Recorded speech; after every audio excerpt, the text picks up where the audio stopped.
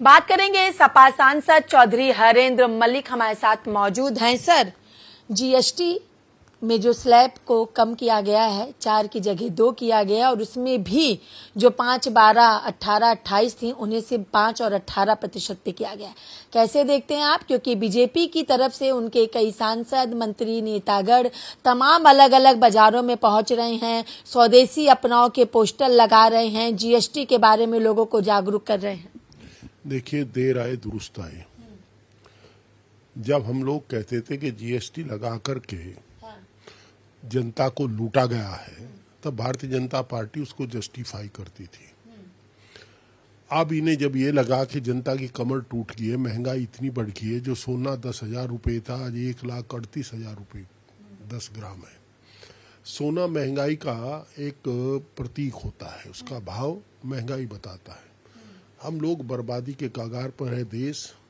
अब मुझे तो अफसोस ये है, हमारी अपेक्षा थी कि सरकार ये कह गई जिन्होंने खरीदारी की है उनसे जो फालतू लिया गया था वो वापस किया जाएगा, और वापस तो किसी का किया नहीं जा रहा। जो इन्होंने 10 साल 8 साल लूटा है जीएसटी के नाम पर, उसका प्रतिपूर्ति उसकी कौन करेगा? सरकार से अनुरोध है कि पहले उसकी प्रतिपूर्ति करें और अपनी गलती का एहसास करें। हालांकि जब 750 किसान शहीद हो गए थे तब इन्होंने गलती का एहसास किया था, तीनों कानून वापस लेकर के। और व्यापारियों का जो जीएसटी के नाम पर दमन और शोषण अधिकारियों ने किया है, उसके बारे में भी ये मौन है। एक एक छोटे छोटे कस्बों में 2-2 हजार 3-3 हजार नोटिस है, रोज की लूट है। अब ये मेरा तो यही अनुरोध है कि जनता ये समझ ले कि इन्होंने गलत किया था और इनको पता लग गया। हम अपोजिशन के लोग जब बता रहे थे कि जीएसटी गब्बर सिंह टैक्स है और ये गलत कर रहे हैं, तो आज ये साबित हो गया कि इन्होंने गलत किया था। अब इन्हें गलती का एहसास हुआ है। और ये दूसरी बात है कि ये किसी की कमर पे पेट जम गया था, कहा भाई इसे की सर्जरी करा ले। अब क्यों करा लूं, अपने की छाम बैठूंगा। ये तो उनमें से है। एक अलग सा सवाल है, क्योंकि शारदीय नवरात्र चल रहे हैं, ऐसे में लगातार मीट की दुकानों को बंद करने की बातें कही गई। हालांकि कई जगहों पर बंद भी हुई, कई जगहों पर नहीं बंद हुई, लेकिन ये भी अब शर्तें हो रही हैं कि अगर कोई किसी गरबा में जाए या फिर कहीं रामलीला में जाए तो गौमूत्र, माथे पे तिलक और हाथों में कलावा हो। देखिए, यहाँ राजतंत्र नहीं लोकतंत्र है इस देश में। सरकार संविधान के अनुसार चलती है और सरकार को संविधान के अनुकूल व्यवहार करना चाहिए, प्रतिकूल नहीं करना चाहिए। जहां तक गौमूत्र की बात है, ये अपनी अपनी श्रद्धा का काम है। कलावा हो, तिलक हो, अपनी श्रद्धा का और विश्वास का, आस्था का सवाल है। और मेरे हाथ में भी कलावा है, ये कोई बात नहीं होती। परंतु गौमूत्र के मामले में इतना जानता हूँ, गौमूत्र वो पशु भी स्वस्थ होना चाहिए जिसका मूत्र आपने एकत्र किया है। इनके पास कोई ऐसी व्यवस्था तो है नहीं। अब ये क्या करेंगे इनके बारे में हम कुछ नहीं कहेंगे, भाई इतना ही अनुरोध करेंगे कहीं ऐसा काम ना कर बैठो। देखो ये दीवानों, ऐसा काम ना करो। जी, एक अलग सा सवाल है, आपकी ही पार्टी के नेता आजम खान बाहर आ रहे हैं। क्या यूपी की सियासत में एक अलग तरीके की हिस्ट्री देखने को मिलेगी?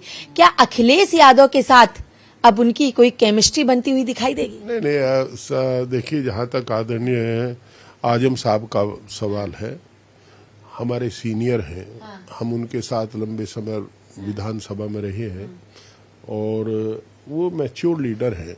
वो जानते हैं कि वो तो समाजवादी के संस्थापक सदस्य रहे हैं।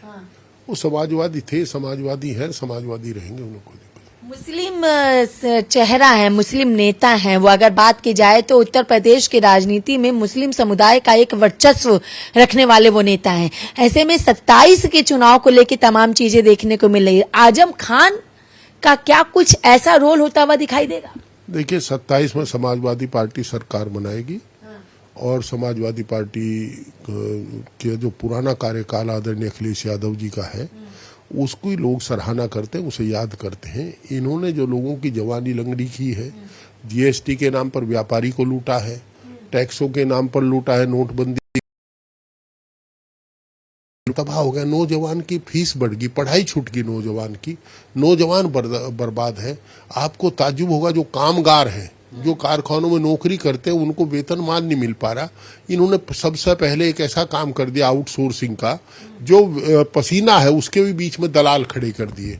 अब फैक्ट्री में जो मजदूर काम करता है उसको आउटसोर्सिंग के नाम पर एक एजेंसी बैठा दी, और वो एक संगठन के लोग हैं और वो उनसे भी कमीशन लेते हैं।